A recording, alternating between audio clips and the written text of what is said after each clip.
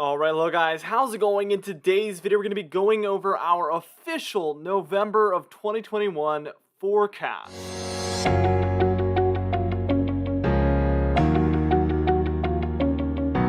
Anyways, before we get into the video, be sure to smash that like button, leave a comment down below, and subscribe for more weather-related content. Let's get straight into the video, and first things first, we're taking a look at that precipitation forecast, and this is going to look pretty similar to our winter forecast. You have to know that, obviously, November is 1 month away from the month of December, which is a winter month, so we're very close.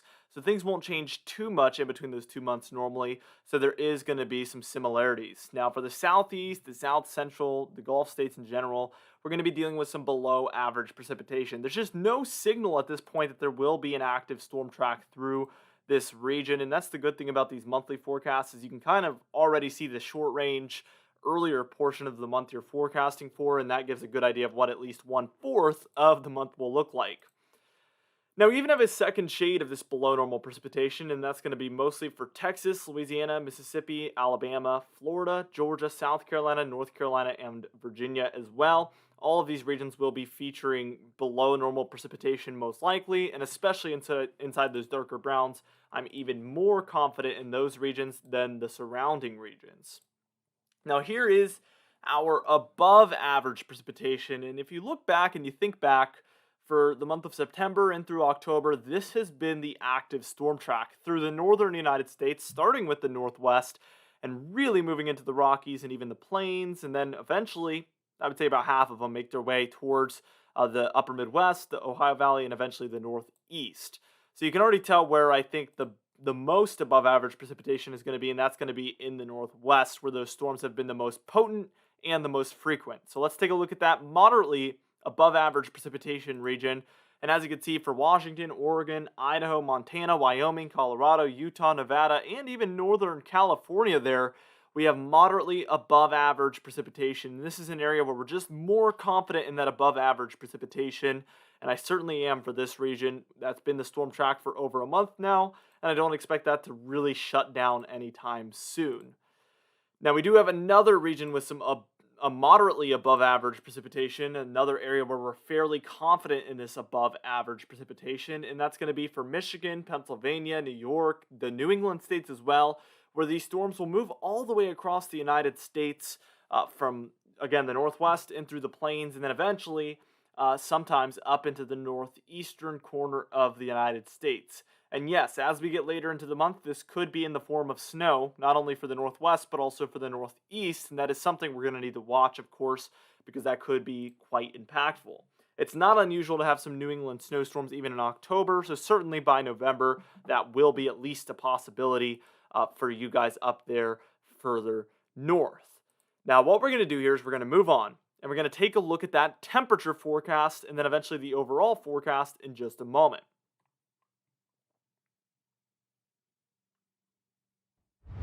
All right, now here we are taking a look at some of those above average temperatures. And for the southeast, you can see there's a fairly decent sized area there that is expecting some above average temperatures. Florida, Georgia, and South Carolina as well, all will be featuring this southeast ridge in that region that could bring some above normal temperatures. Now, there's a much bigger region than that for the above average temperatures, and that's going to be in the southwest. We could see California, Nevada, the Four Corner states, as well as Texas, Oklahoma, Kansas as well. All of these regions should be dealing with a bit of a high pressure system or ridge for most of the month. And the storm track with the above average precipitation is generally going to move to the north of this. So just to bring it full circle, I wanted to give that explanation for how there's a correlation between the temperature and the precipitation forecast. Of course, I think there could be a high pressure system set up in the southwest, and it at least seems like there's a good chance that a ridge in that region. Technically, we call that a positive PNA, especially if it kind of grows alongside the entire West Coast. This is going to encourage colder temperatures for the east, and in a moment we'll go over those below normal temperatures, and you will see that that is what I think will take place. We do have a moderate shade of this, though, for California, Nevada, and portions of the southern Four Corner states, I would say, and then also for Texas. Again, this is a region where we're just more confident in that ridge setting up, and it might set up further south in that lighter orange region. If so, this would be the area where I definitely think that ridge will be set up here in the southwestern United States. All right, now what we're going to do is we're going to move on and we're going to take a look at the below normal temperatures. And then we're also going to take a look at the overall forecast before we close out the video. All right, now here we are taking a look at those below normal temperatures. And as you can see from Montana, and you take that eastward and southward as well, that is where we expect those below normal temperatures to set up. It wouldn't really surprise me if this extends all the way to the coast of Washington and portions of Oregon. Perhaps that warmer area would be further south, and we could see some cold grow there for the Northwest, even larger than that. But there's a lot of scenarios that could play out, but this is the area where I'm most confident in that cold air setting up. At least for the first week of the month, we know this will likely be the pattern. And then there's signs pointing towards the rest of the month as well, the final 3 weeks, also having a pattern that kind of features these types of air masses. So again, from Montana through the plains, the upper Midwest, Ohio Valley, and then I would say the Mid-Atlantic and the Northeast as well, they have a good chance of seeing some below normal temperatures for a majority of the month. Now we do have a moderate shade of this for the Dakotas, the upper Midwest, the Ohio Valley, the Great Lakes, and the northeastern corner of the United States. And again, this darker blue region is where we're even more confident in those below normal temperatures. It's very important to note. Now, let's go ahead and move into that overall forecast. All right, and first things first, we're going to be taking a look at the Northwest. Cool and stormy, all right, and it's going to vary who sees snow, who sees rain in these types of storms that move through. But in the white regions, we do expect a majority snow, especially the higher elevations within that region. We know there is some lower elevation, small valleys in there.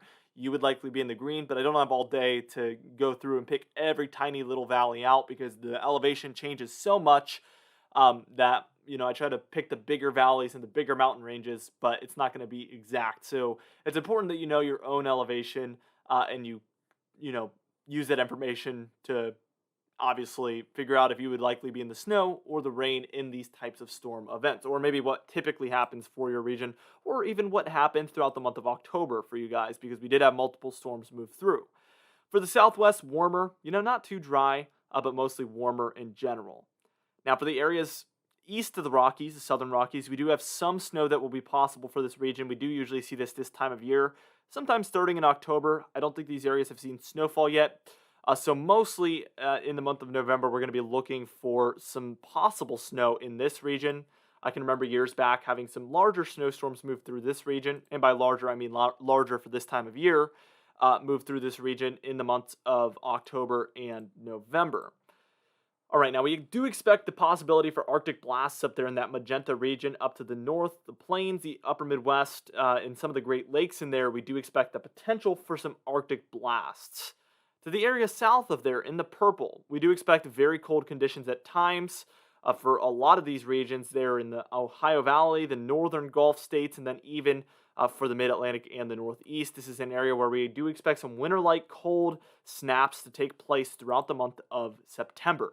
And last but not least, for this tan region, we do expect very dry conditions. Again, there isn't really any indication that there will be an active storm track moving through here. Actually, quite the contrary. So we do expect some more dry conditions for this region throughout the month of November. Anyway, for today's confidence tab, we're at a 4 out of 6 for the month of November. It's pretty much the highest I'll go for a monthly or seasonal forecast, so that's pretty much why we are where we are. For today's patron highlight of the day, I want to thank you all for supporting the channel, but especially our platinum patrons, Bill Crates, James Wade, Dovey Nagel, Larry the Pan, Mandy Birchfield, and Patrick Strickland as well. I would also like to thank our diamond patrons, Bill Roberts, Marcus Connolly, Noah Harley, Michael Kudalesa, Catbite, Charles Tennant, Cindy Klein, Alan Goodmaben, Bill Dallas, Gary's, John Closey, Dwight Phelan, Stephen Crenenthal, and Thomas D. Barr as well. If you'd like to be a part of this very awesome patron entry of the day, you can do so by joining our very amazing Patreon page, and that's going to be located down in the description and in the pinned comments down below. I would also like to thank our channel members, Catbite, Stephen Fan, and Jeremy Cox as well. If you want to join this one, it'll be located next to the subscribe button down below. Anyway, I've been on vacation for 3 days. As you guys know, I pre-made the past 3 videos. And this is the third of the 3, I believe, because I'm going to be uploading this one on November 1st. So, hi, you're in the future, I'm in the past, whatever. But I wanted to let you guys know that the comment of the day is going to be starting back up tomorrow. I should be asking you guys for the comment of the day in tomorrow's video, so rest assured that will be back, unless I forget, which would be bad, but I will definitely try not to. But we are going to continue. We're going to move on and start doing things as we normally did. Anyway, thank you so much for watching this video. Be sure to smash that like button, leave a comment down below, and subscribe for more weather-related content. I'll see you guys in the next video.